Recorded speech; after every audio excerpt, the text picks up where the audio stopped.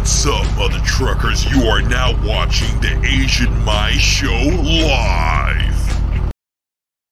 Yo, what's going on, Mr. Truckers? Going to the Asian Mai Show. So today we are here with Schneider. How are you doing, sir? Living the dream, Alex. Living the dream. I know, man. I know, brother. You know, we talked a little bit offline, and you got a crazy story, and I'm definitely excited to hear it, and hopefully people get some great information from it. If anything, man, some motivation, you know what I'm saying? And for everyone that's watching this, definitely just know that, you know, these are our own opinions. This is our own things that we're going through. And that's it, man, because it's crazy, Tiny, that, like, you know, you got to put disclaimers out there like that, because if you don't, people get really upset these days, man, you know? Right, sure. Especially in the social media space, yeah. Yeah, definitely. It's always like that. So first off, just want to give a shout out to, you know, my partners and things like that. Funding Booth, Truck Miser. I'm out here actually in my studio at the Mecha Chrome shop in the 595, and Blue Parrot definitely hooking me up. We got some headsets. I'm gonna figure a way give out some headsets before Christmas. We'll figure that out. But with that said, tell us a little bit about yourself, brother, and you know, let's learn a little bit about everything that we kind of brushed up on off camera. All right, can I do a real quick shout out, Alex? Hey, do all the shout outs you want, man. Right now is your time, brother. Real quick shout out going to BOC Enterprises. That is the carrier that I am working for, and yeah. So I wanted to shout him out. I'm sure he'll be in the live at some point. Yeah, he's already in here. He's already in here. Oh, he's in there? Okay, all right. I only listen to about half of what he says. All right. So we did talk this morning, and I'd reached out to you initially. I do have a YouTube channel. It's a small one. I'm kind of doing different things with it, but I wanted to talk about Schneider. What I see you doing with your channel, you're trying to help truckers out and give them information and things like that. I had gone to Big Mega to Schneider, but my channel is pretty small. It's only about 350, 400 people. Yeah, it's a niche market. Let's show it real quick. Maybe we'll blow it up a little bit. Let's see.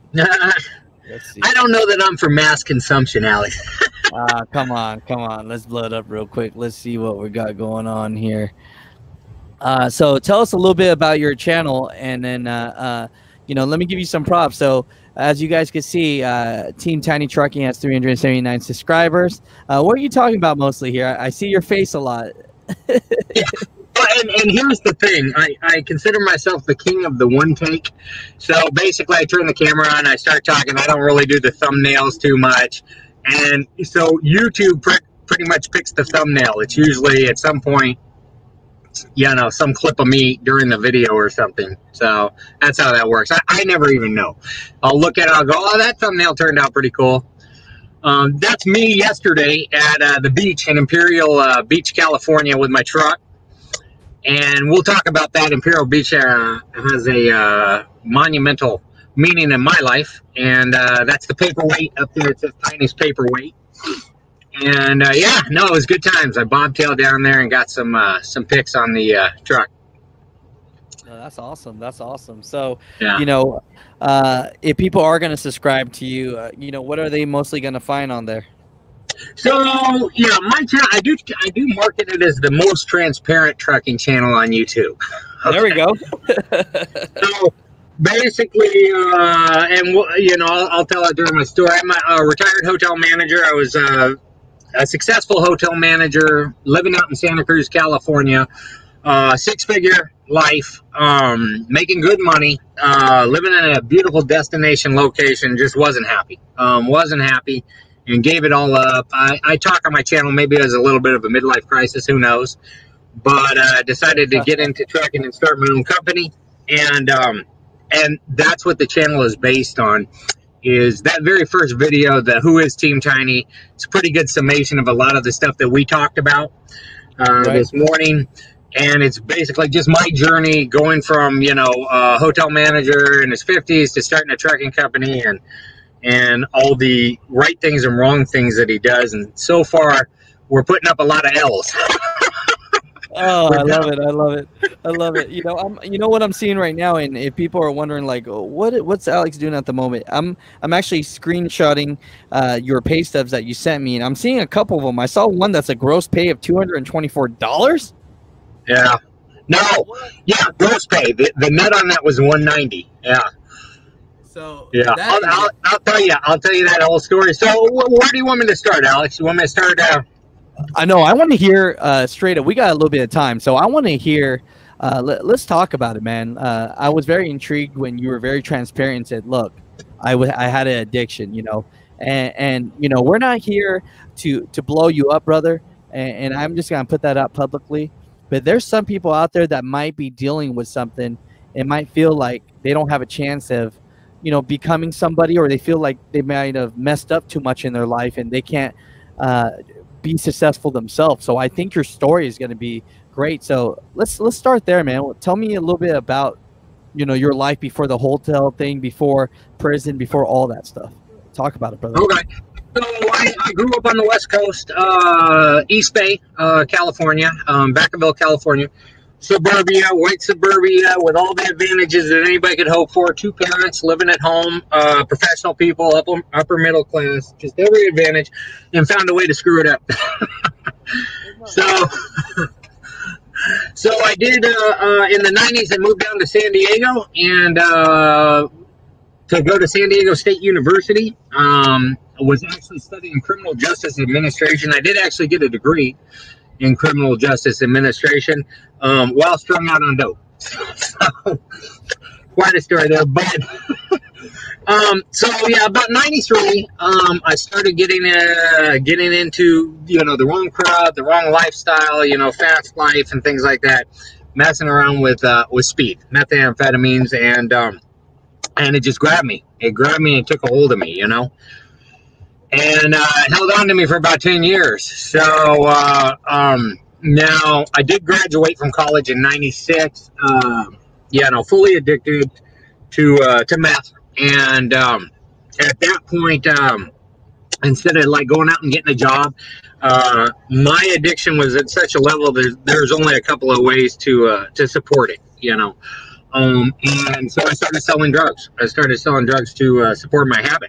And turned out I was okay at it. I had kind of a niche market where I'd go a little higher volume and deal with people, you know, like supply smaller dealers and things like that. And did that for about 5 years. Ultimately, I'd gotten caught up a couple of times with the law. The first time was in San Diego in 98. Ended up getting like what they call a county year, which means you get sentenced to a year, but with good time, you do 6 months and 20 days in county jail.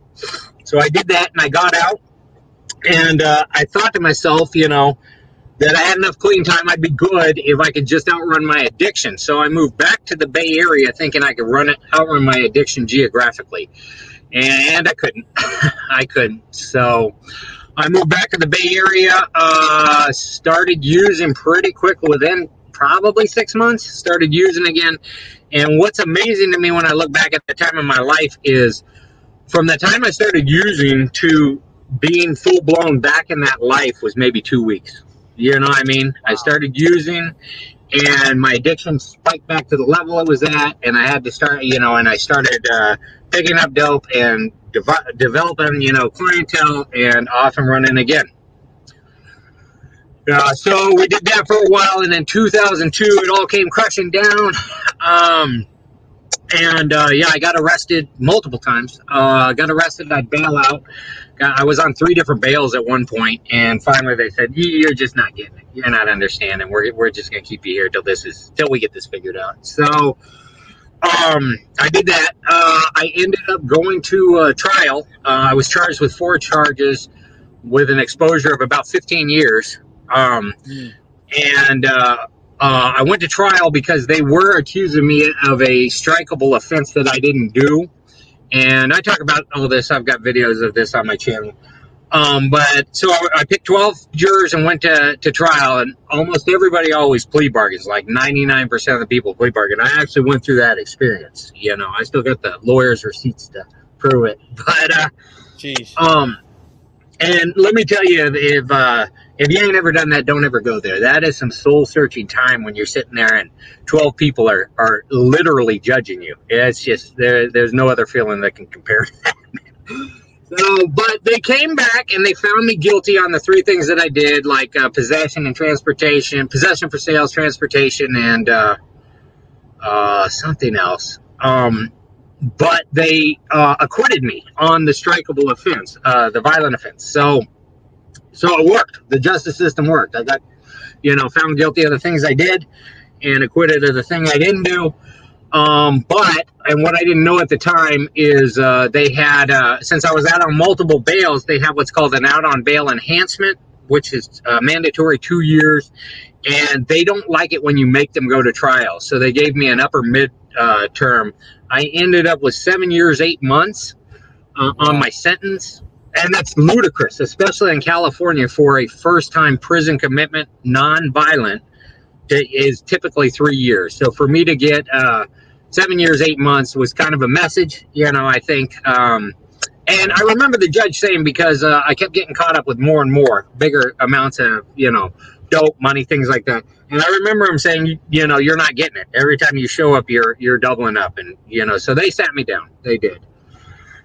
I ended up doing 4 years, 2 months, 2 weeks, and 2 days on that sentence. So out of 7 years, 8 months, I did just under 4.5 years. You count the county year that I did, about 5 years of my life that I spent, incarcerated behind this addiction. So, yeah, geez. So, mindset. Okay, so at that point, I'm sure you cleaned up real quick in your 4.5 years in prison, right? Because there's nothing else you can do. And from there, you can go the other way with it and keep living that life, but I didn't. No, it gave me a chance to get my head clean and long term. So yeah. So coming out, tell me about this real quick. There's a lot of people that, I don't want to call it make mistakes, but what have you, go to prison and come out and they can't find a job. How'd you end up finding a job that ended up paying really well in the hotel business? How'd that work out for you? Yeah, and I don't know how. I am in California, and I think they give a little more liberal standing to that. I know, like, I've looked up, I've never had it impede me in trying to get a job. When I went to get into trucking, now you got to realize this was 2002. We're coming up on 18 years. So, but I think they just go back like 7 years now. I think there's some sort of court ruling they can go back 7 years on private industry and stuff. And if you've been, haven't been involved in, probation, parole, prison, anything like that, they can't, hold it against you. It never stopped me from getting a job. I got out of prison, moved back to the Bay Area, and I needed to get a job. I needed to get my life started. After being down for 4 years, 2 months, I had to do everything. I came out with a little money. I had $35,000 that I gave my mama before I went in. I said, "Mama, hold on to this money. I'm going to need it when I get back." And so I had a little money to like get a car, get an apartment, get a bed, turn on the lights, get some dishes, things like that. And then got a job in a hotel, just went in, started applying. And it was like the first job I applied for, and I got it, So I would just say, don't let it hinder you too much. Don't not try. You know what I mean? If you have that behind you, you have that record or whatever, don't not try. I went in and, I got that job. Started working in the hotel industry, and I liked it. I especially liked the hotel that I was at, and I just worked real hard. And within 2.5 years, I had taken over that hotel, and I was running it. And just working hard and wanting it. Just having that drive and determination. And I stayed at that hotel for about 10 years until they sold it, from 2007 to 2017. And real happy. I bought a condo in the meantime. I was stacking my cash, doing everything right. I discharged my parole 13 months after I got out and just never turned back. And I remember it took me a few years to like get comfortable. Not, I won't even say comfortable, but not get freaked out around law enforcement. Like cops would come into the hotel to ask something or want to go to a room, and I'd be like, it took me a little while to kind of acclimate to that, you know. But yeah, so I did that for 10 years. I sold the hotel, and I moved out to Santa Cruz. One of the owners of the hotel bought a property out in Santa Cruz, so I moved out there and started managing that. That hotel had a manager's apartment, like an 800 square foot 2-bedroom apartment, so it came with free rent. I was doing a little Uber and Lyft on the side. It's a college town, just a huge market, stacking all my cash. And I had bought a condo about 3 years after I got out, had some equity in that. I'd made a couple of okay investments and things like that. Yeah, so about 3 years into it at that hotel, I just started getting dissatisfied. You know, I started thinking in terms of like, was this going to be my life? I'm going to be a hotel manager for the next 20 years. I'll go back to my condo in Vacaville and just die, you know? And when I started thinking in terms of that, I was like, no, you know, you should do something different. So I sat down. I'd always thought about getting into trucking a few times in my life. I'd liked it. And, but I never pulled the trigger. So I kind of did a financial accord, you know, my situation. I had my condo. I had a guy, you know, renting my condo out that was covering my mortgage, so I didn't have any overhead there. I'd stacked a lot of cash, you know, the whole time that I was from getting out of prison and working and just saving and a few investments and things like that. And when I counted it all up, I was about 400K good. You know, I had about $400,000 with the condo, the equity. Yeah. 400,000? Congratulations, brother. Hey, that's coming off of 35,000 leaving prison, brother. You know. Hey, wow, congratulations, brother. And no, I really took off when I went to Santa Cruz because the pay was so much better, and I had that 2-bedroom apartment, and I was renting out my condo and stacking all my, you know, that's where it kind of exploded. That's what's up. So, you know, let's fast forward here. So, you know, you're thinking to yourself, you know, hotel life, you loved it, but is there more to life than this? And so you were thinking about trucking. And from this, tell us about, you know, you told me off camera that you bought a semi-truck before you actually went and got your CDL. Tell me about that, because that's some craziness in my book. Like, what made you want to go out? So you saved up, you know, all your money. You had, you know, $100 grand cash or whatnot, and you thought to yourself, so what I did was, I said, okay, I can legitimately try this. You know, I decided to take $100,000, start the business, open an account, and I figured, you know, if I fell out on my face, you know, I could sell the truck. If I absolutely hated it, I wouldn't be desolate. I'd have a condo to come back to and go try something else. So I decided to pull the trigger, and I researched it for about a year. I do want to give you a quick shout out. You were one of the first trucking YouTube channels that I ever watched.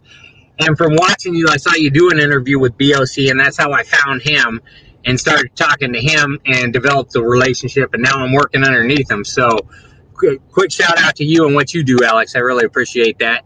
Appreciate you, brother. No, but, you know, yeah, talk about it. So you did your research.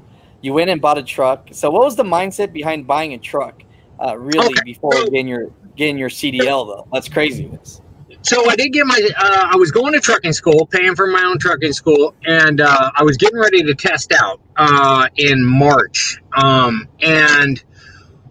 Full disclosure, I had a little trouble passing my CDL. I took probably 4 or 5 tries at it. Part of it was my fault. Part of it was the school's fault. Like, I had failed my pre-trip a few times. The school had, you know, insurance issues one time. So it took me a while to get that CDL. But in March, when I was supposed to go test out, on March 20th, I was supposed to test out. I quit my job on March 1st. So I had no more active income coming in. And then on March 19th, they shut down the state of California behind coronavirus.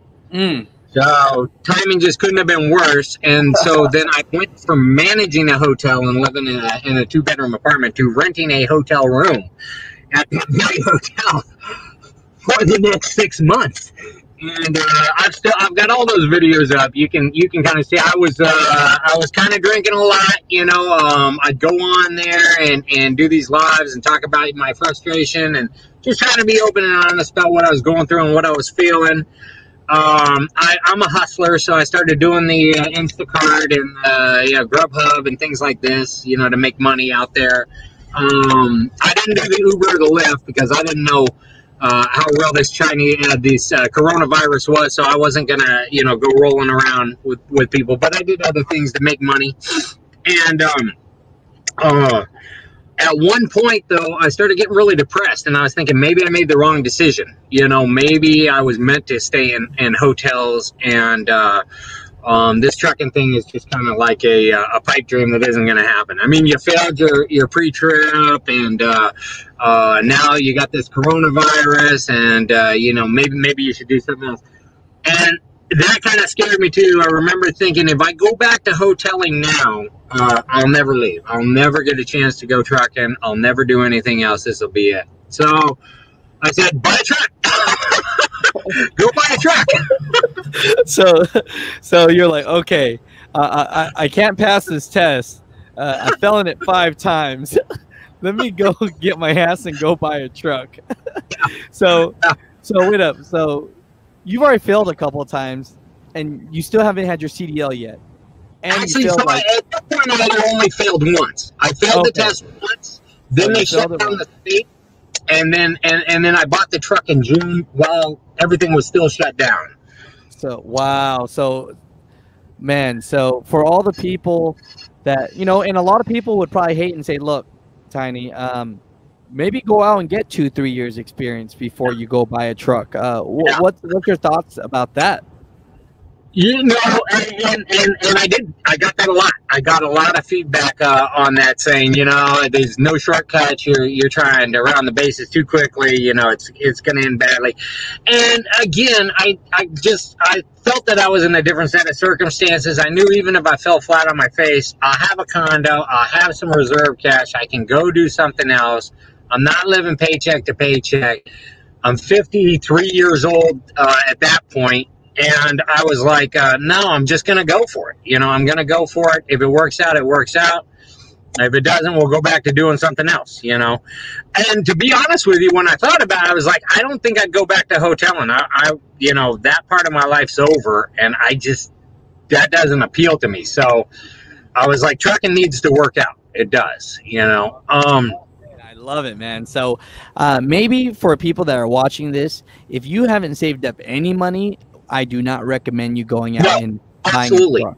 Absolutely. But if you saved up like Tiny has and had over 100,000 cash, now I don't want to get into too much of your personal, but did you pay cash straight up for the truck, or did you do a loan and finance? No, I paid. So I paid cash for the truck and a 2-year warranty. So I put $100K into an account. I started the business. I bought the truck, and I told myself, that's it. I put a limit on it. I said, listen. You know, I'd done a lot of research. I knew trucking was a high dollar, but it cost a lot to run trucks. And I said, I'm not going to get into a position where I'm chasing all this money. 100K, you either make it or you break it. So that's it. You're not putting anything else in it.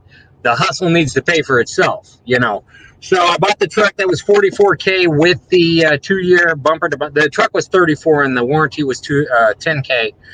And like starting a business, I paid for some of the hotel when they opened up the trucking school, and it was legit, like with Uncle Sam, and I could write that off. And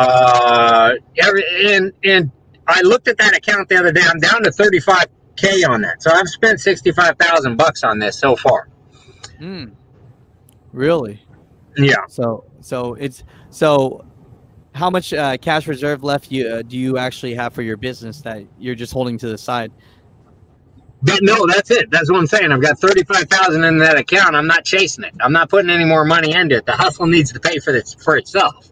Gotcha. But I think you have a chance better than others because, you know, a lot of people, they would say that, look, I got to make this work with 100 or with 10K, you have Right. you have more money to make that work, and your truck's paid off. So you're gonna make it, brother. I really see that. Yeah, you have the opportunity to make this. So I love it so much. Yeah, and here's the thing. So when I was doing my research, and shout out to all the veteran YouTubers like yourself and others that are putting out that information, I was like, well, why do people fail? You know, I mean, if you're not going to go the traditional route, you're not going to go to Big Mega for 2 years or lease off or what, you know, the other options that you could do. Why do people fail? And it seemed like it came down to 3 reasons. Like number 1 is your overhead. You got a huge truck payment, or you've got a huge mortgage, or you've got, you know, other financial commitments. And I had literally 0 overhead in my life. I've got somebody renting out my condo. Yeah, I got Netflix. I've got cell phones. But I said, if I pay for that truck outright, there'll be no truck payment. So I didn't see that being a problem. The second is like a maintenance fund. Your truck is going to have maintenance issues. And so I had, you know, the reserves in my business account to cover that. So I said, I should be good there. And then the third is home time. People just don't want to get out and run as much as they need to make it work. And I wanted to do this. I've been living out of a truck since September 1st, pretty much. And I love it. I still love it. Every day I wake up with a smile, you know. So my goal right now is to go a year. I'm trying to go a year straight out here before figuring out, you know, what I'm going to do next. If I don't know, get another property, maybe move back in my condo or whatever. But you know, so I said, if I conquer those 3 things, I've got a better shot, you know, at making this work. Oh yeah, no, definitely. And you know, and I'm trying to pull up right now because I just screenshotted your some of your Schneider checks. So after, walk us through that now. So I know we're jumping back and forth on this video, but so you passed your test, you've already bought your truck. And so how long are you training at Schneider before you actually, you know, tell us what the training's like there. Tell people, you know, the mindset, because some people, they get so negative about these megas. And I'm not telling you to get negative or not, but just share with us your experience. Okay. And I do want to put a disclaimer out there that I knew going into Big Mega that I was going to be short term. You know what I mean? If you're going in and you're going to make a go of it, you probably would have had a different mentality. I knew I was going to be short term. So I did go there September 1st. I joined Schneider after doing a bunch of research. I chose Schneider because I had thought they had a core value of safety, and that I'd get, you know, better training to start my career with and things like that. I looked at Schneider. I looked at Warner, Knight, you know, I touched base with a bunch of them. Honestly, Schneider, I think, paid the least of all of them. I think Schneider, they were paying me 32 cents a mile. Really? Yeah. And so what made you want to go to Schneider if they pay the least? Like I said, they had that core value of safety, and I just thought I'm going to get better training with them. And that was my motivation, not the money so much, but who's going to give me the best training, who's going to give me the best exposure, so that when I do leave in a few months, I'm going to have a better opportunity with my own truck. See, that's smart. See, that's super smart, because when it really comes down to it, you already had the plan. I mean, you literally bought the truck cash already. So you just wanted to get there, get the training, and get out. And a lot of people, they don't have that mindset. They kind of go in blindly, and then they stay at a mega carrier for 5 years and find themselves unhappy. There's nothing wrong with that, but I can see why that can make you unhappy, though. You know what I'm saying? Yeah. And I wasn't real happy with my experience. We talked about it a little bit, and that's why I do want to put that disclaimer. This is my experience. I'm not, you know, here to trash Schneider. I'm not here, and they're the only mega that I had any experience with. I do have a little advice I'll give at the end of it, but so I went with them in September 1st. I went out to orientation in Phoenix, Arizona. And if you've never been to Phoenix in September, it's hot. It was like 115 degrees out there. Oh, I can imagine. Yeah, so it was a 2-week orientation there, and basically what they do is the first half of the day you do like classroom work, you know, learning things like for FMCSA and Schneider policy and ELDs and just classroom work. And then the second half of the day, you go out like on the pad and you do backing and you do go out on drives and things like that. Now I will say that Schneider, this is what I did like. With the pad training, what they would do is they would have one trainer per 2 students. So it was like me and another guy and one trainer. So you don't have like 5-10 people standing around, each taking turns to back or something like that. That was the school I went to. It's like 50 guys to one truck, dude. You know? Yeah. So I did like that, but the problem was it was 115 degrees in September, and none of the trainers wanted to stand out on the pad for 5 hours and tell you to back it. So legitimately, we only spent about 3 hours a day on the pad, maybe 3.5. So my first point of advice, if you can pick the time you go and you go with Schneider, don't go when it's hot because they're not standing on the pad for 5 hours. Go in the fall. Go in the spring. No, that's great advice.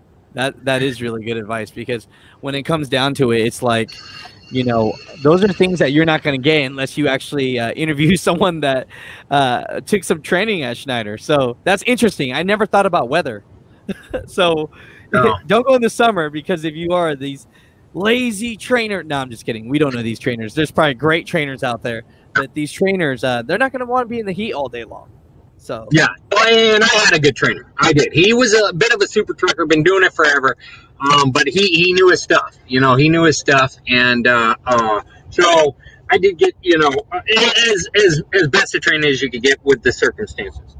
So I did that for 2 weeks. Here's the thing: the second part of Schneider's training, though, is it's a 3-week orientation. So the second part of Schneider's training, you actually go out on the truck, and it's called super solo training, where you do all the work. The student does all the work. You do all the driving. You know, a lot of these megas will like throw you in and you go out for a month and team or whatever, and your trainer's asleep while you're driving. No, with Schneider, the trainer's in the front seat. You work with the shippers, the receivers, you do the hooking, the dropping, all of it. Setting up with the live loads, the backing, the driving, you do 100% of it. And I said, okay, this is where I'm going to make up, you know, for the training that I didn't get in the first 2 weeks when it's 115 degrees. I said, you go out like 7 to 9 days, I think, and that's where I'm going to really excel and get my training. But no, that didn't happen.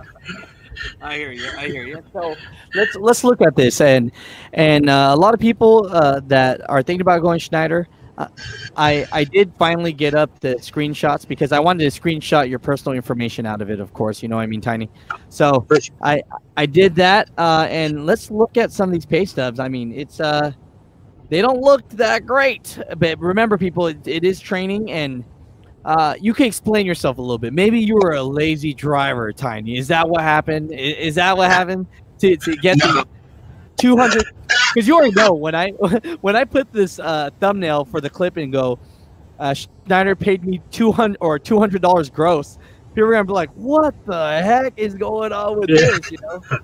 I'll tell you. So here's what happened with the other training, though. So when I went out for my week of training, I didn't go out on an OTR truck. I went out with a day cab guy on a local route out of Stockton. So they put me in a hotel for a week, and I went out every day with this local guy. Now, he told me almost immediately, he says, look it, he goes, I'm hourly, and I make a pretty good rate per hour. But when I don't have a trainee, I work 10 hours a day to make my money. What they pay me to train people compensates me for 2 hours. So we're only working about 8 hours a day. Okay. And yeah. So, I'm not, you know, out on the road. I'm not, I did all the driving. I did all the work and everything, but like legitimately it's a local route. The furthest we drove was 70 miles one day, you know? Got it. So for people that are watching this, just know that this check right here. So for example, we're going to go through the high paying check first, so you guys can see a little bit of money. So this gross pay of $1,000 or $1,244.55. This is something where you're actually on. Is this on your own now without the training? Yes, that was my best paying check. However, what that check included some reimbursements that I'll tell you about too. They're paying me back for a hotel that I had to get, for like an Uber ride. They're paying me back money that I actually put out. So I didn't earn that. They didn't pay me that for like the miles I drove. You see what I'm saying? So really, if you're driving, and how many miles was this one total? Like 3,000 miles? What kind of miles do you have to drive to get this uncheck? What was it? I'm not sure. I'm trying to look on my phone, loaded and partial. I'm not sure. I averaged probably 22 to 25. No, maybe 25, 26 a week. Okay. Okay. Yeah. So if you're new with Schneider, just know that you're going to be grossing about $1,000 a week, and taking home maybe about 800 or 900 max, right? Somewhere around. If you're lucky, when we averaged, when I shot you over on my checks, I added it up, and it worked out to $707 take home per week. Got it. So $700. So for all you mother truckers out there, full transparency, you're going to be looking at about $700, about $1,000 or whatever growth, and about $700 net a week is what, depending on how you pay your taxes, right? Yeah, I would say that's fair. And again, yeah, and I had a breakdown in there. I was broke down 10 days, and they paid me. That's the $190 check. So if you average them all out, I was there 14 weeks, and it worked out to about $707. So my worst check was $190. Orientation checks came in about $500. My best check was the one with the reimbursements on it. And then I had a couple of $700, $800, $900 checks, but averaged out it was $707. Got it. So this right here, gross pay of a $499. Is this more of is this a trainee check, or is this on your own at this point?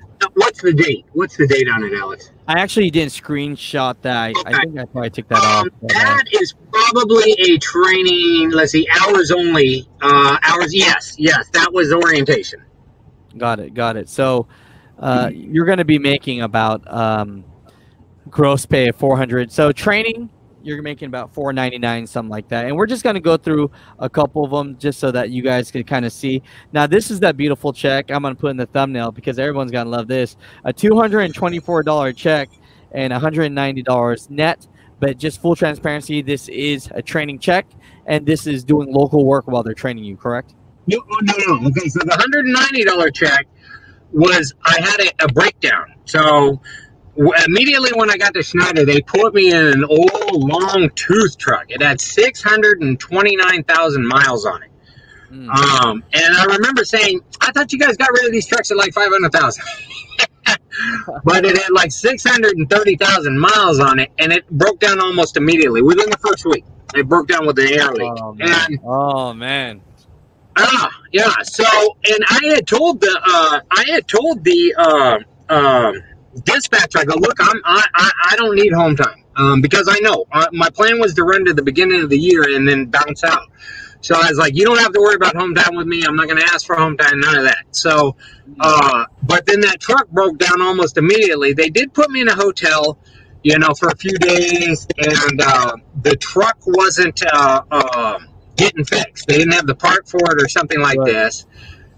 And I'm pulling out my credit card every day to like take Ubers over there to the shop and Ubers back, and they paid for the hotel. They did do that.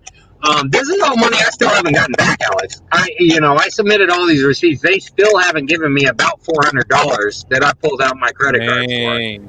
That's messed up. You better keep on fighting that, brother. But I will. I'm persistent if nothing else. But so what happened was I was broke down 10 days, and the dispatcher goes, okay, don't worry. I called and I said, look, I don't think this is going to work out after being in a hotel 4 days. I've already spent the last 6 months living in a hotel. I want to live in a truck and be out and running. Right. You're broke down, and I'm not making any money. I'm not moving any miles. So I said, I don't think it's going to work out. You guys should have got me a rental car and just sent me back to Santa Cruz instead of having me hang out here all week. I'm not staying in this hotel this weekend. So the guy did go and get me a rental car. To his credit, he goes, give me 2 minutes. Don't do anything rash. He called me back. He got me a rental car. He says, I'm going to get you breakdown pay. It's $65 a day. So I'm thinking, okay, all right. It's 10 days broke down, $65 a day. That'll be $650 at least, you know. Again, it's not the money for me, but at least that's a little compensation. Principle. Right. Come on now. But that's what they did, Alex. So when I got that check, I asked them about it. They paid me 3 days breakdown. And I go, hey, listen, you said you give me breakdown pay. I was down 10 days before you got me another truck. And he goes, well, he says, Tiny, this is how it works. He goes, the first day that you were broke down, that doesn't count. Okay. What? And he said, whoa. You got to be broke down 24 hours. Yes. The first day doesn't. That's so messed up, man. If you broke down, you broke down. You know, come on, Schneider. You guys are a multi-million-dollar company. Let's get this right, people. So the first day was a Monday. That didn't count. He says Tuesday you got paid the breakdown pay. Wednesday you got paid the breakdown pay. Thursday you got paid the breakdown pay. So there's my 3 days of breakdown. He says Friday you called me, threatened to quit, and I got you a rental car. So technically you're on duty driving that rental car. You're no longer broke down. Oh my God, that is bullshit. Okay, I'm calling bullshit on that. But you know that. With the language, Alex. Oh my God, that's horrible. That's horrible. So that's gonna be today's thumbnail. It's gonna be Schneider paid me $190 for the week, which is true. True. And so you know what? I always tell companies, you know, we're not here to call you out, but just be better, people. Treat people like people. That's all we ask for. So let's look at this. So for people that are coming in here now, just know that when it comes down to it, Tiny averaged about $700 net. So we're just looking at a couple of them, and just to show you guys, because you guys like full transparency. So overall, if you're training with Schneider, I'm sure it depends on the account as well, but regardless of what it is, it's going to average around 700 net and maybe what, like 900 to 1,000 gross, right? Something like this, correct? That's fair. Yeah. Okay, so that's getting people. Now, another thing that we would like to say as well is, I'm just saying this so that people have it on the replay when we do the clip, is Tiny is saying that what were the companies, all the megas you looked at? I looked at Prime. I looked at Swift. I looked at Knight. I looked at Warner. I looked at Schneider. Yeah. Okay, so Tiny looked at 5 companies, and with what he was getting at Schneider, paid the least, but he believed that it was the best training that he could receive.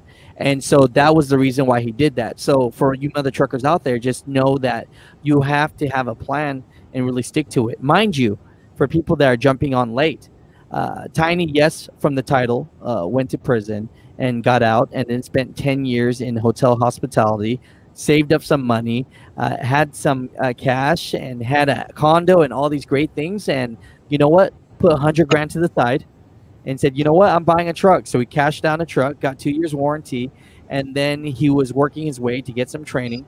And here he is now 5 months later in his own semi-truck working for a carrier. And I'm sure the only reason you're working for a carrier now instead of yourself is because the insurance is going to be so damn high with only 5 months experience. No, so, absolutely. I did price out insurance. I priced out insurance as soon as I got my license, and I had the truck, and they wanted $60,000 for the first year. So all you mother truckers hear this. It might not be $60,000 for everyone, but it's going to be very expensive. I will be the first to tell you, insurance likes at least 2 to 3 years experience. They prefer 3 years, but they'll still work with 2. But when you're working with a year or less, like especially 5 months, 60,000. Is that what, for just cargo for dry van? That's not even for like hazmat crazy stuff, right? No, correct.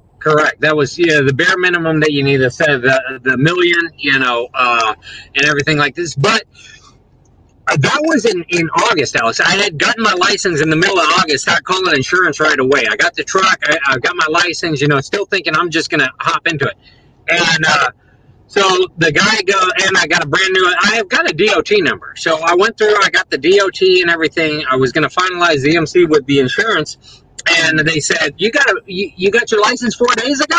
I'm like, yeah. And you got a brand new authority?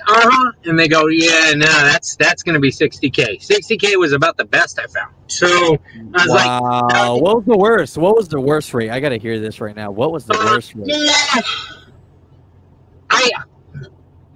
What was the worst? Most of them wouldn't touch me, Alex. That was like one that would touch me. Now, I will say this too. I am a California resident, and apparently it's more expensive in California than other places. I some of the trekking channels that I watched and researched, there's this one guy out in the North Carolina, got his same thing. Didn't do any training or anything. Got a truck, got his authority, got $20,000 insurance. So it may be a regional thing too, me being in California. Yeah. But do you remember when I told you that I put that $100K into the account? I said, I'm not chasing it. I'm not putting anything else behind it. So I'm $44K in with the truck, plus starting the company, plus hotels, plus this, plus that, you know. And so I said, I'm not going to put any more money to make this $60K up. So I had to go to like plan B. That's what kind of spurred me to go to that mega, and then ultimately sign on with the carrier that I'm with now. Gotcha. So, okay, so I'm sure a lot of people want to know this. What type of money are you making now with your own truck with just 5 months experience? Okay, so I did go pick up the truck about 10 days ago out of Houston. I went out there. Now, the truck had been sitting a minute, and this is some good info for all your money truckers out there. It broke down twice. Getting out of Texas, I had 2 breakdowns. Whoa, really? So I pick up the truck, and it has some battery issues. It'd been sitting for a while, so I idled it all day. I ran it a little bit, and then the next day when I went to start it, it had a bad weak start. It barely caught, and so I went to Love's and spent $800 on 4 new batteries installed. All right, so that was the first breakdown, and I get out of there, and the on-guard system goes down, the radar system on the truck, which means the cruise control goes out, and so I had that. And then I get 2 check engine lights while I'm trying to get out of Texas. And what it turned out being was that I think it was a clogged something to do with the regen and the depth, but it wasn't regening. So when I got that light, I went to another Love's, and they did a force regen, and that was $115. Wait, well, so you got the warranty. Is that good everywhere you go, or that didn't count for all this electric stuff? No, I didn't count at Love's. So, and I'm starting to realize why they call it Love's, because they love seeing you come in there like that. Yeah, I hear you. But so they did a force regen, but the guy told me, he goes, listen, I force regened it. I cleared the fault codes. They're gonna pop back up. You got to take this to a dealership now. So I found a dealership in El Paso and Doggett Freightliner, and I went there. The truck was under warranty, so they did another regen, and they cleared the lines and everything like that, and made sure, and I said, okay, so everything's good. It's not gonna, check engine light's not gonna come back up. And he goes, well, we'll see. Now, mind you, I'm in Texas trying to get to California, and I've been broke down. Well, so I mean, what's good of a warranty? How much money did you spend this warranty? $10,000. $10,000 for the warranty. 2 years. 2 years, $10,000. Okay, and what does that cover? Just the engine? No. So the warranty did cover it. The warranty did cover the issue at the Freightliner. I didn't come out of pocket to get the regen and to get it cleared. They covered that with the warranty. Gotcha. Okay. The other stuff is more maintenance, batteries, things like that. Okay, so just for people to understand, Tiny here paid cash for his truck, got this warranty. He has money in the bank, and even with that, people, just know I'm not here to scare you, but he went 10 days ago to pick up his truck, and it broke down twice. So just know that this game, it's a little bit about luck too. I'm being honest. I hate to say it, man. I hate to say it, but you just never know what kind of truck you're going to get regardless. So just make sure you have a maintenance fund or just be ready, because it will break down at one point. And Tiny story, he just picked up his truck 10 days ago. And so with that, you know, again, not trying to scare people, but this is just being realistic in the trucking world. This is what can happen to you. You know, and I will say this. I think I got a good truck, Alex. I think I got a good truck, and I'm happy with the dealership, and I'm happy with the deal I made. Now, remember, I bought the truck in June, and it sat there. So here I'm coming in December to pick up the truck. It's been sitting. And, those guys housed the truck for me. They held on to it. I didn't know that it would take me this long to get out there. I didn't know that it would take the state of California till August to open back up. I didn't know that insurance would knock me out of the game and I'd have to go do 3 months with Mega. So I'm not putting any of this on the trucking center. That I'm happy with the truck. But, it did have 2 breakdowns coming out of Texas. Now, even though you went this route, would you recommend people buying a truck first before getting a few years experience? Because of the insurance reason alone? What are your thoughts, brother? Okay, so I wouldn't recommend buying a truck before you get your license. For sure. Okay. But okay, I think it's going to depend on your specific circumstances. If you, again, or not again, but I don't have a wife and kids. I don't have a lot of overhead in my life. I had some financial backing. And things like that. It's going to depend on your circumstances. You got a wife and a kid and you're paying $1,200 for an apartment and you scratch together, no, I wouldn't recommend it. You've had another career that you've had some modicum of success in. You think you got some business sense. You got, I always say it comes down to 3 things: heart, hustle, and a half a brain. If you got those 3 things, you can do a lot. So no, I like that. I like that. So, you don't got to show me the settlements, but how much money are you making now driving your truck under a carrier? So I am rocking that BOC life, and I signed on with him, and I will do a numbers video and everything on that. But basically, so I got out of Texas. The first load, okay, so I pick up the truck, when was it? Last month. What is today's Monday? Is today Monday? So it was last Monday I picked up the truck. No, last Wednesday I picked up the truck out of the dealership. So I spent 2 days in a hotel while they fixed it. Picked up the truck, started looking for loads immediately out of El Paso. And there just wasn't any freight moving out of El Paso. BOC got on there and was looking. He found a spectacular load almost immediately. It paid, I want to say, almost $5,000. It was like $5 a mile going from El Paso to Colorado, power only. And he says, "Hey, you wanna go to Colorado? Hop on this." Now I just picked up the truck that had been broke down twice. Right. And I don't know that the lights aren't going to come back on. I said, "Man, I'd like to, but I just don't know. I think I need to keep moving towards California." And he was telling me, he goes, "Look, freight's good, but basically this is like a diamond in a bucket of rubies, dude. $5 a mile to go 1,000 miles is phenomenal, But I passed on it. I passed on it because I just didn't know about the truck. I've been broke down twice. So he did find me another load coming out of Tucson going to SoCal, so at least I get back into California. Paid pretty good. It paid like $260 a mile or something, going 450 miles. It was $1,100, but I had to deadhead from El Paso to Tucson, 350 miles. So when you do all miles on that, it's like $1.35, $1.37, with the deadhead in there. But still, we're moving west, No, I hear you, and you're gonna succeed, because you got money in the bank and your truck's paid off, so you have the best chance to succeed. Most people are in the game. This is the messed up part about life. By the time you work your ass off and pay off your truck, you need a new truck.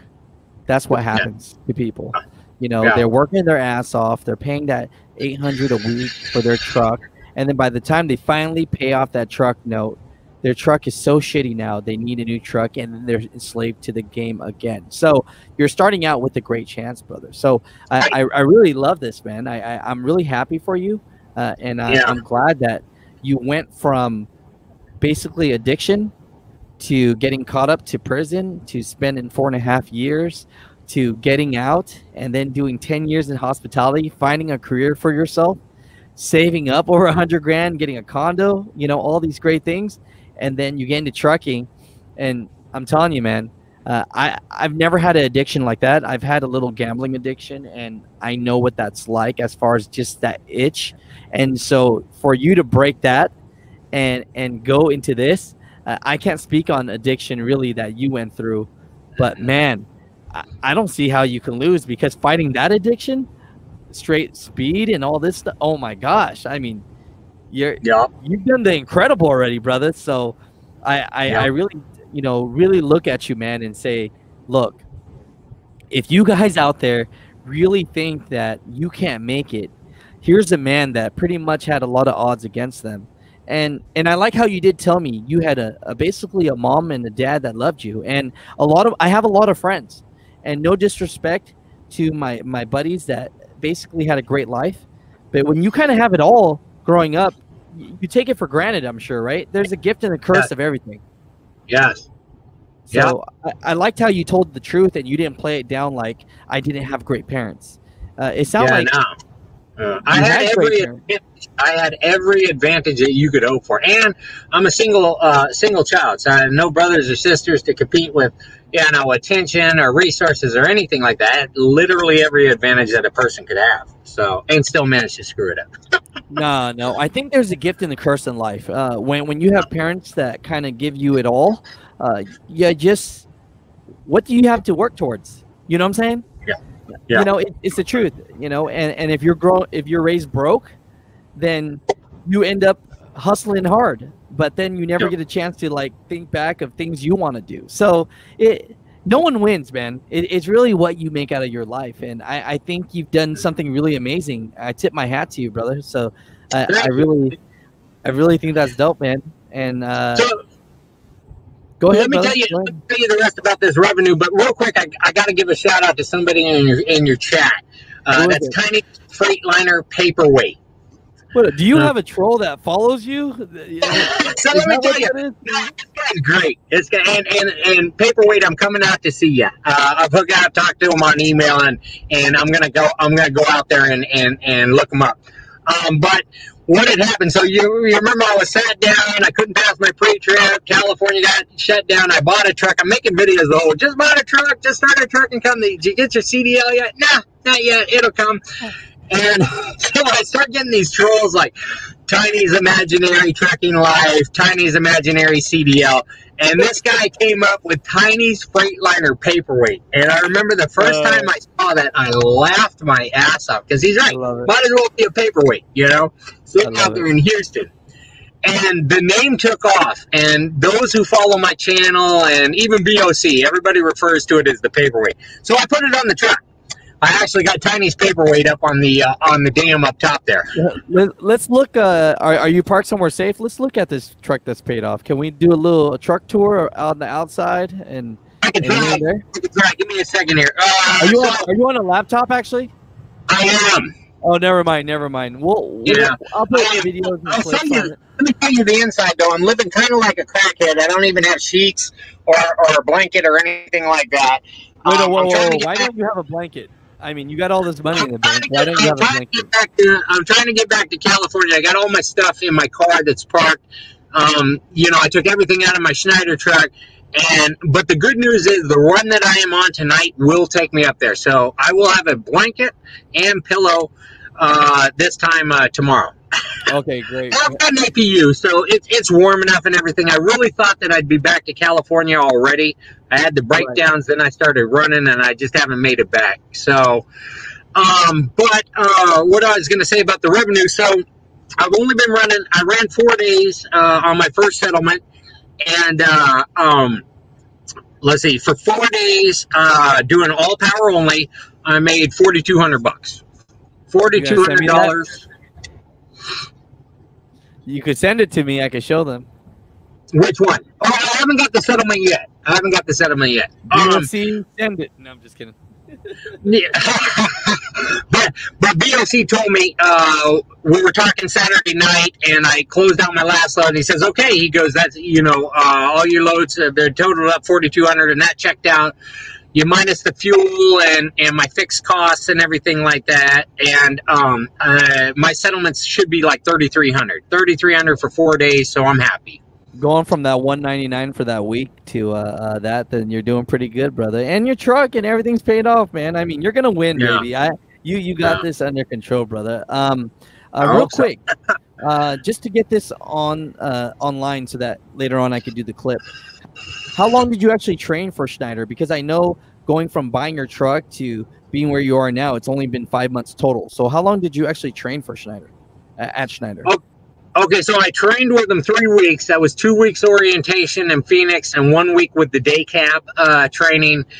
And then I drove for them. I just barely quit 2 weeks ago. 2 weeks ago today, I think. Yeah. So I was there. I drove for them about 100 days. So 100 days plus the 3 weeks orientation. And I quit early, to be honest with you, because they came with this BS, man, about this sleep apnea. They wanted me to take a sleep apnea test. I said, I'm not having that put on my record, So I was going to run with them until the end of the year, and then New Year start out. It was just one thing after another with them. They hit me with that. And I said, no, I'm out. I'm done. Talked to BOC. We worked it out. He got me, and kudos to BOC. I know he catches some flack and everything. Guy's a great guy. He is. He, reached his hand out, gave me the same deal that he's given all his other contractors. I got the same insurance rate. I got the same fixed costs. I get the same fuel discount. I get the same access to him. And he's helped me book loads, and so I don't even know what I would have done that 4 days by myself. This was with his help, going, look, this is going to put you here. This is going to be a round trip. You're going to have to deadhead, but you can do this. I told you to take the Colorado run, so but $4,200 for that first week. I am in my second week now. I'm going to hustle all the way through Christmas. I'm staying out. I'm hungry. I'm hungry. My goal this week is 8K, Alex. 8K. Okay. I want to see that, and I'll put it on the community page. So it's out in the open now. You put it out there. 8K. Let's see it happen. Hopefully. We'll see what it is. No, you got to. You could do it, brother. I see it already. I think at this point, we could jump into Q&A, but is there anything else that you would like people to know about yourself or anything with your life experience before we start doing some Q&A? Well, we do the Q&A, but Rook, I do want to say a couple of good things about Schneider. I don't want to just come off like I'm bashing them, So I do want to say this was my experience, okay, that I had the day cab training, and I don't feel that I got fully trained because I never got a chance to scale a load during that training. I never fueled a truck. I never went up or down a grade. And I've got a video on my channel where I smoked my brakes, Alex, in Colorado on Monarch Pass. I smoked my brakes up. Yeah, 9% grade. And I mean, I had zero training on any of that. Now, it was my circumstances because I was in the day cab and everything. Results may vary. But some of the good things that I did like about Schneider, you could always get somebody on the phone. I had a few maintenance breakdowns. Every time I called, somebody picked up the phone. They got somebody out to me. I ran out of gas, fuel, or I thought I did, my third day in. And they sent somebody out to fuel me. Another time I was hooking up a trailer, and I couldn't get the bloodline, the service line to stay connected. And I'm like, the trailer's broken. The trailer's broken. My airlines are good. The trailer's broken. So I called them. They sent maintenance out. It was missing a rubber grommet. Oh my God. Yeah. So, full transparency. Wow. I make dumb moves. I do, but I put them out there. If you look at my channel, most of it this far is the wrong moves that I've made.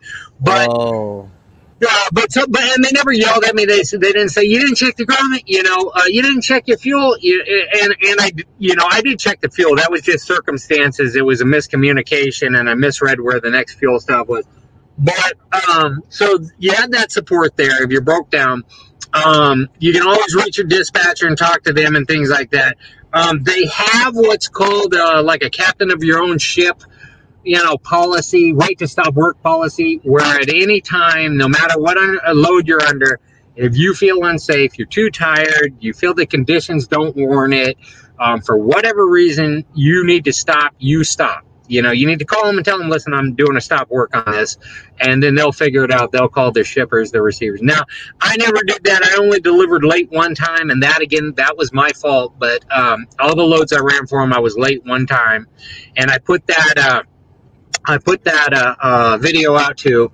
But I ran pretty good for them. I don't want to bash Schneider. I'm just saying that this was my experience, what I went through. And other people may vary. I also want to say I did hook up with somebody from Schneider that watches my channel. He recognized me at the OC, and he had done the same thing, gone through Schneider and went and got a dedicated position. And I want to say that he said he was getting his paychecks were $1,100 a week on a dedicated route. So there is, different opportunities. In my case, I wasn't there to stay long or look for different opportunities. I also want to say that Swift reached out to me at the 3-month mark and offered me to come over from Schneider to Swift and make 51 cents a mile and like a guaranteed $1,200 a week. So there's opportunities out there. I would say look at whatever mega you're going with as a starter company. You're not going to retire with them. They're going to use you for what they need. Use them right back. Use them right back. Get your experience. If you're going to jump to a dedicated, do that. If you're going to use that experience and go to another mega, do that. If you're going to specialize, do that. If you're going to go lease up, there's 100 ways to truck. This was just the way I tried to do it. No, and that's the thing. It's I like that, brother. I mean, the whole part about this, really us talking is, I just love the whole story, man. I love just you going from addiction to prison to saving up, making money to buying your own truck and finding your own way. And it's just dope, man. It's an exciting time. I'm excited for you, brother. I'm excited for you. I hope you. I really wish you the best, man. The most success. I wish you. I mean, life is more than just money, but to have something of your own and to build it up is dope. So I love it, man. So overall, everybody, before we go Q&A, here is my man's channel, and you guys can check it out. And hopefully you guys get some cool stuff from it. Let me see here. So the paperweight, I see that you put that out a lot. So Team Tiny. So you guys get the opportunity to subscribe to this man's channel. He's going to be talking about his life. Only been trucking 5 months. Already bought a truck cash. Ready to go. Owner operator right here. So, definitely people, leave the hate at home and just wish my man the best. That's all we can do. Exactly. That's all we can do. So from that, let's get into some Q&A. If you have any questions, a lot of people might not be at your step already. A lot of people might be in the phase of thinking about joining a mega carrier. They might be in the phase of thinking about getting their permit. Some people have no experience. So even though you only have 5 months experience, you might have 5 months more than someone that doesn't have a CDL at all. So if you guys have any questions in here, definitely ask them, and hopefully Tiny can explain his situation. But basically, at 5 months, it's really hard to start your own trucking business. And when that happens, I mean, how much were they trying to charge you? Most said no to you as far as insurance, but the one that said yes, what was that? Right. It was like, what, $60,000 for the year? $60K to run all 48 states. I see JT in the chat. And, I got no beef with you either. That was actually the guy I was talking about that I watched, and he just trucking out in Carolina, I believe. His first year, I want to say he got like $20,000 insurance. So I'm like, yeah, it shouldn't be a problem. And then I'm in California, and they said $60K.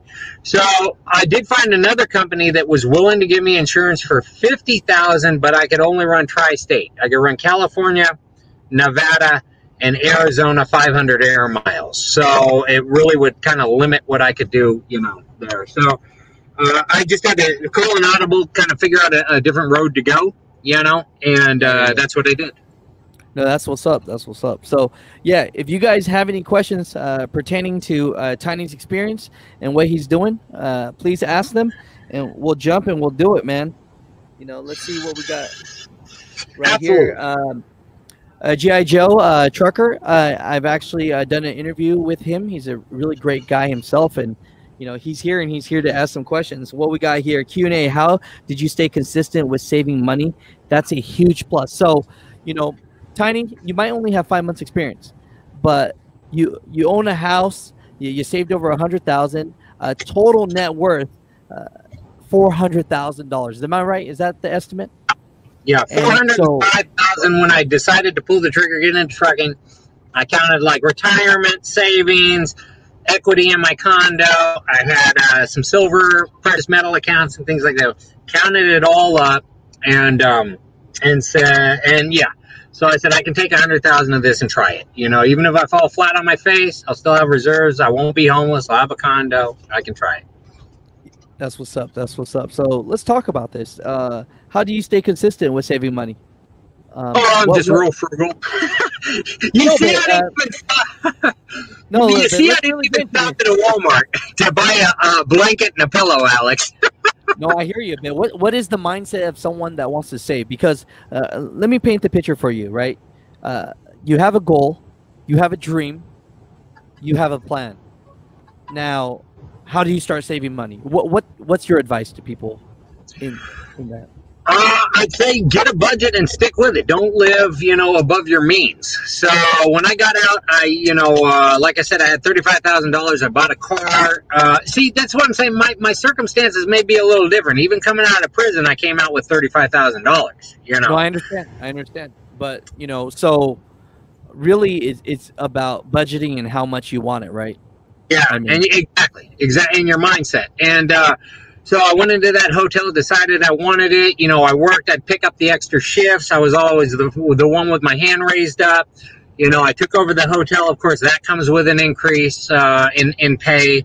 Like I said, I made some smart investments. At one point, my condo went from like $160,000 net worth to like $250,000 really quickly. Like it had a boom. It's sitting at about $260 now. It's worth about $260 now.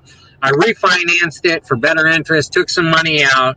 I had my renter in there covering the mortgage completely. I used that money that I refinanced and invested and things like that. So I just, you know, doing the best I could with what I had, I guess. I love that. So for everyone out there listening to this, you know, your budget, your plan, and, you know, everyone starts a race at a different time, but just because you might start with a little bit less or a little bit more, the finish line is definitely different. So, you know, Absolutely. budget and stay consistent with that. So that's good. Sergeant Ringo, this is his opinion. He thinks Tiny would tell everyone else not to follow him and his journeys, basically footsteps. Do you believe that people shouldn't follow in your exact footsteps? Oh, absolutely. Absolutely. It's like I said, I jumped into this, you know, head first. I was like, well, I've researched this. I've got the resources to do it. Looking back, I would have done it differently, obviously. But that's part of the adventure too, isn't it? You know what I mean? And trying to overcome them in the next step. But Ringo's absolutely right. And that's actually Tiny's Freightliner paperweight. That's him. I love it. That's the guy who we named the truck. No, but yeah, you know, everybody's got a different journey. If I had it to do differently again, I would. I would still pay for my own school, though, and I would advise that to anybody. If you have the opportunity, don't go somewhere and have some mega train you, and you owe them a year of your life. Pay for your own school if you can. There's options out there. You know, if you've been in the military, you can do that. You can pay payments or whatever. You know, I think that's going to help you out dramatically from the beginning, from Jump Street. No, that's awesome, brother. And another Q&A here. They say, Q&A, what is your opinion in the best way to get started in the industry of trucking? So Roland is basically, he's thinking about becoming a truck driver. You said that you did some research, but what advice would you have for him thinking about getting into trucking? Where should he start his research and things like that? So I would say definitely go mega. You know, get your CDL yourself, so that you have that option that you can quit if you want to. If you lock yourself up for a year and leave early, you're going to owe them a bunch of money. I think with Swift it was $6,000. Because at one point when I was sat down, Swift was still training people, and the state of California shut down. I actually thought about doing that just to get my license, but I'm like, nah, I'm so close. But I would say get your license on your own through some private school. Figure out which mega is going to work out for you. Have a game plan that you're not going to stay there forever. If you're going to stay there 3 months and jump to another mega for better pay, if you're going to specialize, you know, maybe try to get into flatbed. If you're going to lease on, if there's companies at 6 months that'll let you lease on. If you want to become a trainer, there's companies at 9 months that'll let you, you know, start training. If you want to get your own truck, you know, 100 ways to truck. Just figure out what your goal is, and what's the best way to, if you want to go private fleet, like, you know, the Walmarts, the old Dominicans, the Kelly Moores, and things like that.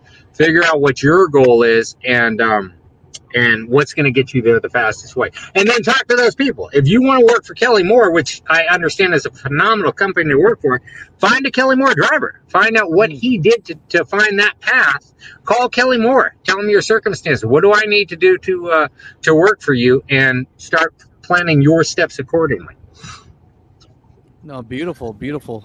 No, it's one of those things where I'm telling you, man, you got a wealth of knowledge, brother. You know, even someone right here says, look, Tiny is big time now. So you ain't tiny no more, brother. I mean, you saved up over $100,000. Most people can't save up more than they say, like, statistically, most people don't have more than $5,000 in their bank. And so there's no disrespect to them. It's just that you were willing to sacrifice it all for your dream. And I mean, I can't say it again.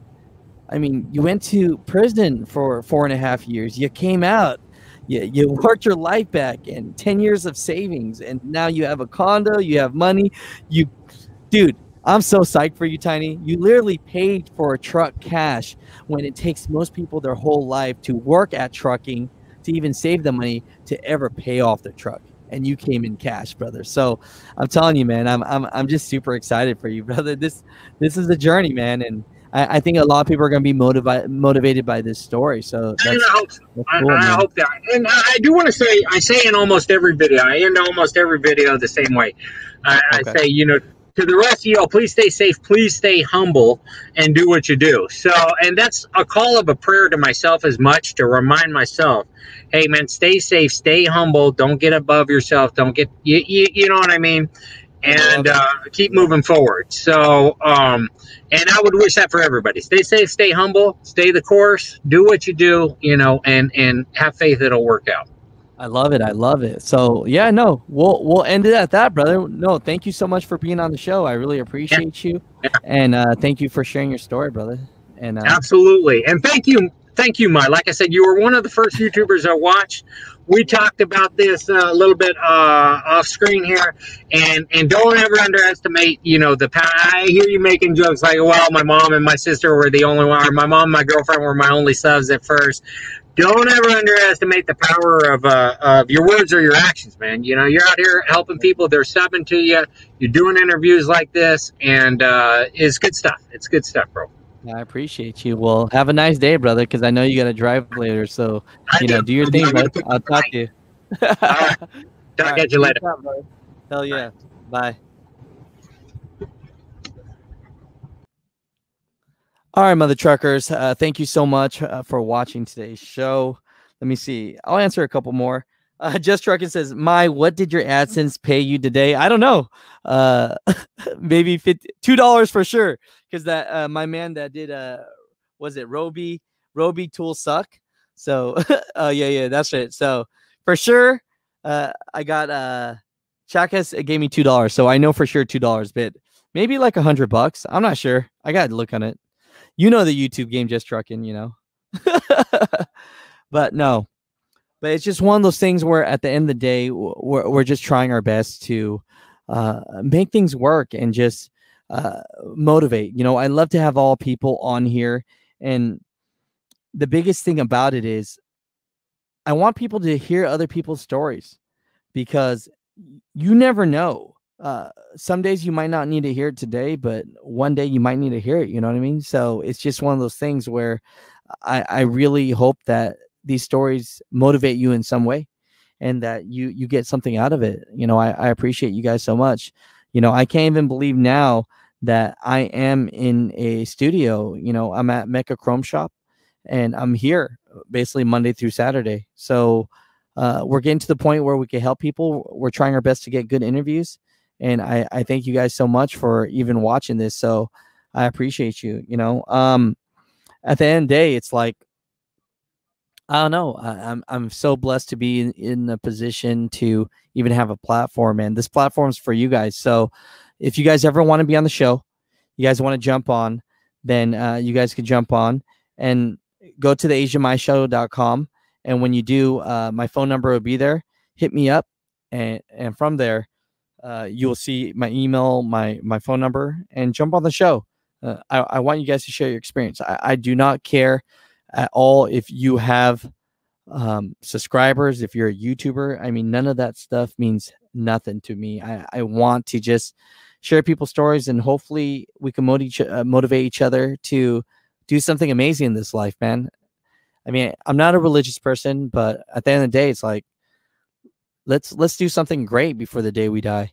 So I encourage you guys all to just be happy, find happiness. I know we all have bills to pay and we need to use money as a tool, but you know, find some happiness in your life. And if you really want it in trucking, then I'm going to try my best to get a lot of great interviews for you so that you can just find your own way. There's no such thing. I mean, there really is no such thing as one way to be successful, because if you're doing something and it makes you happy and it doesn't pay as much as another man or woman, but it makes you happy, then you're winning.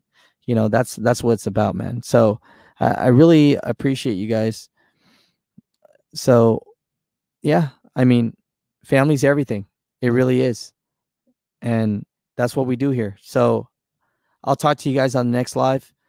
If I do not get a chance to talk to you, Merry Christmas if you celebrate, but hopefully you get home with your family. If not, then just know while you're on the road that you're doing these things and sacrificing for a goal for your family.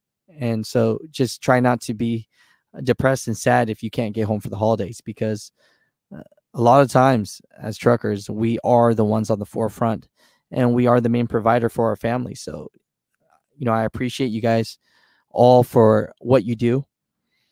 And I really think that we all can help each other be better.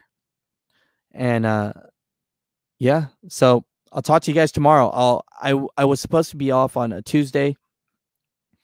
I might come into the studio, but if I do not, then you know, I'll talk to you guys on Wednesday. But check this out. This is where I am right now. Look at this. Let me show this. Let me show this. Look at this guy right there. That's Mike. We're over here at the Chrome Shop. So at the end of this, jump here real quick, Mike. Let people know I'm not making money from this at all, but all truck drivers that are subscribers of the Asian Mai Show, Mike here is the store manager, and he's willing to give a discount on everything they carry for the Asian Mai Show. How cool is that, man? So, man, if you guys need anything, hit my guy up, Mecca Chrome Shop. His name's Mike, and we'll get it going, man. This is gonna be dope. So thanks, Mike, for letting me be here, brother. Hey, I appreciate you. Yeah. We're doing it, man. Whoever thought that making videos on your phone, you'd get to the point where you could be in a studio? How cool is that? So, Merry Christmas to everyone. And I wish you guys the best. I love you guys. I'll talk to you guys soon. And we're going to be out. I'll see you guys maybe tomorrow, but possibly on Wednesday. Peace. What's up, mother truckers? You are now